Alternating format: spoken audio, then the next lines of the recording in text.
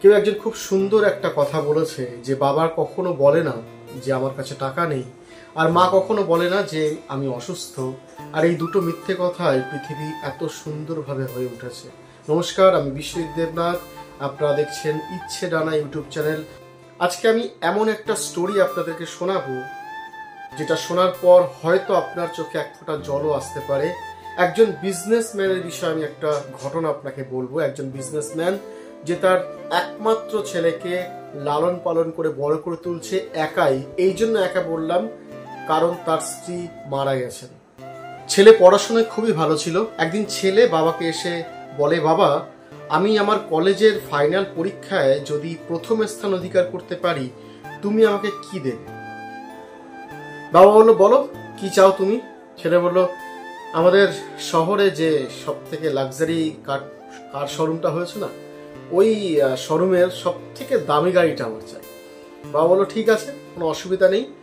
যদি তুমি তোমার কলেজের সব থেকে ভালো মার্কস নিয়ে পাশ করতে পারো আর সব থেকে প্রথম স্থান অধিকার করতে পারো তাহলে এই গাড়ি তোমার। কথাটা পাকাপাকি হয়ে গেল। এখন ছেলে পড়াশোনা করছে, প্রচন্ড পরিমাণে পড়াশোনায় মন দিয়েছে আর অনেক বেশি পরিশ্রম করছে। পড়াশোনায় পরিশ্রম করে ভালো পরীক্ষায় খুব ভালো রেজাল্ট, একেবারে প্রথম স্থান অধিকার করে দেখালো। আর যখন সে কলেজে যায় তার রেজাল্ট আনতে, সেখানে গিয়ে দেখে সে প্রথম স্থান অধিকার করেছে। সেখান থেকেই তার বাবাকে ফোন করে, বাবা তোমার ছেলে কলেজে প্রথম স্থান অধিকার করেছে, আমি আমার কথা রেখেছি এবং তুমি তোমার কথা রাখো। আমি বন্ধুদের সাথে পার্টি করে মিষ্টি নিয়ে বাড়ি ফিরছি, অবশ্যই বাড়ির উঠোনে যেন আমার ওই পছন্দের গাড়িটা থাকে। বাবা কথাটা শুনে ভীষণভাবে খুশি হয়ে গেল এবং ছেলেকে বলল, সাবাস, খুব ভালো করেছো, ঠিক আছে তুমি পার্টি করে তাড়াতাড়ি ফিরে এসো, আমি তোমার জন্য এখানে আছি। ছেলে 2-3 ঘন্টা ধরে বন্ধুদের সাথে পার্টি করে আনন্দ সহকারে যখন বাড়ি ফিরল, ছেলে বাড়ি ফিরে এসে খুবই হতাশ হয়ে পড়লো। কারণ দেখে যে বাড়ির উঠোনে কোনো গাড়ি নেই, তার সে পছন্দের গাড়িটা নেই। মন খারাপ করে সে বাবার ঘরের দিকে গেল।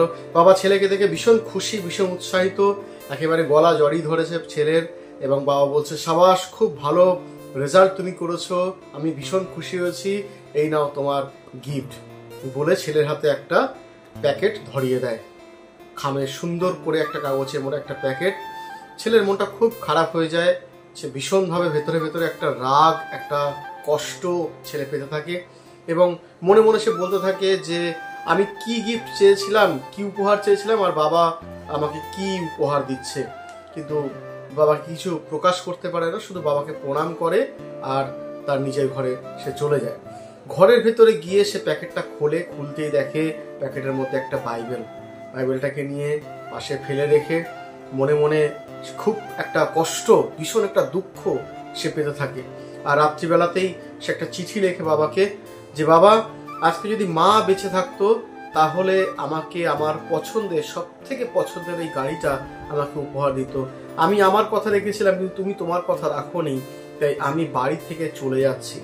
আমি তোমাকে দেখিয়ে দেব রোজগার করে এবং ওই গাড়ি কিনে আমি বাড়ি ফিরবো এবং তোমাকে দেখিয়ে দেব যে আমি গাড়ি কিনি। আর আমি আমার ফোন অফ করে দিচ্ছি, আমার ফোনের নাম্বার ফেলে দিচ্ছি যাতে তুমি কখনো আমার সাথে কন্ট্যাক্ট করতে না পারো, যোগাযোগ করতে না পারো।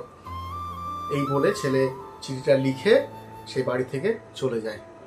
বাড়ি থেকে গিয়ে অন্য শহরে সে যায় এবং সেখানে গিয়ে অনেক পরিশ্রম করে, অনেক কঠোর পরিশ্রম করে, এখানে ওখানে বিভিন্ন জায়গায় অ্যাপ্লিকেশন দিতে থাকে একটা কাজের জন্য, একটা চাকরির জন্য।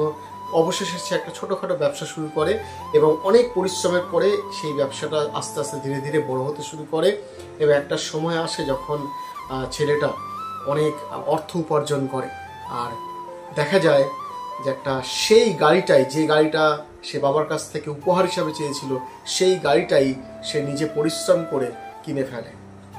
যখন গাড়িটা কিনে ফেলে এবং কেনার পরে সে গাড়িটা নিয়ে তার নিজের ঘরে ফিরে যায়, যে ঘরে সে থাকতো, এবং সেই ঘরে ফিরে যাওয়ার পরে সে গাড়িটাকে ভালো করে দেখে। দেখার পরে সে মনে মনে ভাবতে শুরু করে যে এই গাড়িটার জন্যই আমি আমার বাবার সঙ্গে এত সুন্দর সম্পর্কটা নষ্ট করেছি, এই একটা জিনিস পাওয়ার জন্য আমার পিতার সাথে আমি এত মধুর সম্পর্কটাকে আমি হারিয়েছি। হয় না এরকম কখনো, যখন আপনি কোনো একটা বিষয়ের জন্য প্রচণ্ড আকাঙ্ক্ষিত, প্রচণ্ড আপনি চাইছেন সেই বিষয়টা পেতে, আর আপনি যখন সেই বিষয়টা পাওয়া হয়ে যায়, হওয়ার পরে আপনি বুঝতে পারেন যে এই বিষয়টা খুবই ছোট, যে সম্পর্কগুলোকে আমি হারিয়েছি তার তুলনায়। ঠিক এইরকমই ছেলেটারও মনে হয়েছিল, যে মনে হলো যে আমি এই সামান্য একটা গাড়ির কারণে আমি আমার বাবার সাথে এত সুন্দর একটা সম্পর্ক সেটা আমি হারিয়ে ফেলেছি। আর এই চিন্তাটা তার মাথার মধ্যে কুড়ে কুড়ে খেতে শুরু করলো। আর সে চিন্তা করলো, না আমি আমার বাবাকে ফোন করব, আর বাবাকে আমি জানাবো যে বাবা দেখো আমি ওই গাড়িটা কিনে নিয়েছি। আর তখন সে কি করে, তার বাবাকে ফোন করে, আর বাবাকে ফোন করে, আর বাবার বাড়িতে বাবার যে চাকর ছিল সেই চাকর ফোনটা ধরে রিসিভ করে, এবং চাকর বলে, হ্যালো, কে বলছেন? আর ছেলে বলে, আমি ছেলে বলছি, বাবা কোথায়? তখন চাকর বলে, ছোট সাহেব আপনি বলছেন? আপনাকে তো আমরা অনেক খুঁজেছি, আপনি যখন বাড়ি থেকে চলে গেলেন, আর চলে যাওয়ার পরেই কর্তামশাই ভীষণভাবে অসুস্থ হয়ে পড়লেন, আর তাকে ভীষণভাবে এতটাই তিনি ভেঙে পড়েছিলেন যে আমরা অনেক চেষ্টা করেছি, অনেক বিভিন্ন ডাক্তার, কবিরাজ, অনেক কিছু দেখালাম, কিন্তু উনি কোনোভাবে সুস্থ হচ্ছিলেন না।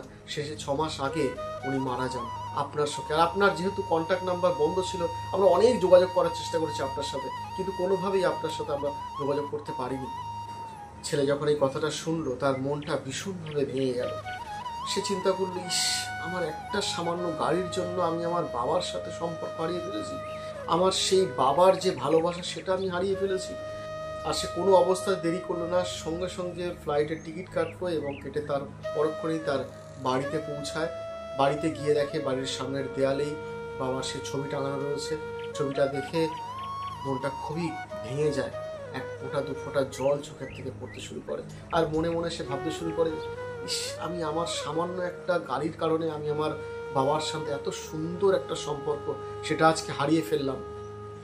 এই চিন্তা করতে করতে ছেলে তার নিজের ঘরে যায়, এবং বাবার সে যে দেওয়া গিফট, যেটা বাইবেল ছিল, সেটা ওইভাবেই এখনো পর্যন্ত সেই ফাঁকায় পড়ে রয়েছে। আর সেই গিফটটা খোলে এবং চিন্তা করে যে বাবার যে সেদিন দেওয়া গিফটটা আমি আবার খুলবো এবং আবার আমি দেখবো। আর যখন সে বাইবেলটা খোলে, বাইবেলটা খোলার প্রথম পৃষ্ঠাতেই একটা চিঠি সে পায়, এবং সে চিঠিতে লেখা ছিল, বাবার একটা চিঠি, যে সাবাস বেটা, খুব সুন্দর তুমি আজকে রেজাল্ট করেছো, আমি ভীষণভাবে খুশি তোমার এই রেজাল্টে, আর আমি সত্যি চেয়েছিলাম তুমি খুব ভালো রেজাল্ট করো, আর তাই তোমাকে তোমার যে উপহার, যেটা তুমি পছন্দ করেছিলে, সেই গাড়ির উপহারটা আমি তোমাকে দিতে চাই। আর এই যে বাইবেলের ভেতরেই সেই গাড়ির চাবিটা রয়েছে, তুমি শোরুমে যাবে, তোমার গাড়িটা সেখানেই রয়েছে, তুমি সেখান থেকেই গাড়িটা নিয়ে নেবে। এবং তার সঙ্গে সঙ্গে বাবা এটাও লেখে যে এই যে বাইবেলটা তোমাকে আমি দিলাম, এটা এই জন্য দিলাম যে জীবনে চলার পথে তুমি যেন কখনো বিপথে না চলে যাও। ঈশ্বরের বাক্যই তোমাকে সঠিক রাস্তায় দেখাবে, তুমি সবসময় সঠিক রাস্তায় তুমি যেন চলতে পারো, সেই কারণেই এই বাইবেলটা তোমাকে আমি দিলাম।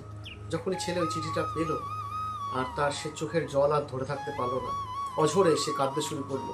সে বলতে শুরু করলো মনে মনে, ইস, আমি কেন এটা করলাম, আমি কতটা ভুল কাজ করেছি। সেদিনকে যদি আমি বাইবেলটা খুলে দেখতাম, তাহলে আমার পছন্দের গাড়িটা সেদিনকেই বাবা আমাকে দিয়েছিল। এই সামান্য গাড়ির জন্য আমি আমার বাবার মতো এত ভালোবাসা আমি আজকে হারিয়ে ফেললাম। বন্ধুরা, এই যে ঘটনাটা, এটা এই ছেলের আর বাবার শুধু ঘটনা নয়, এটা আজকে আমাদের জীবনের ঘটনা। আমরা ঈশ্বরের ভালোবাসা থেকে অনেকটা দূরে সরে গেছি।